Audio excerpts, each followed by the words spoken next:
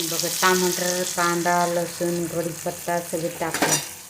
डाळ आणि वांग्याची भाजी करायची. हे वांगे नंतर टाकायचे, डाळ पहिले टाकायचे. डाळ विचारायची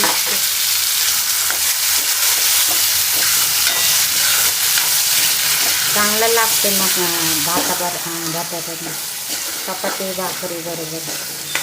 वांगे नंतर टाकायचे, आता लगेच नाही टाकायची. डाळ अर्ध शिजून द्यायची आणि वांगे लगेच शिजते म्हणून टाकत नाही एकत्र. कशी यूट्यूब फॅमिली कसे बरं आहे का? हॅलो, सबस्क्राईब करा, लाईक करा. हॅलो यूट्यूब फॅमिली कशी आहे, सपोर्ट करा. हॅलो. वांगे पाणी टाकायचं आता थोडं.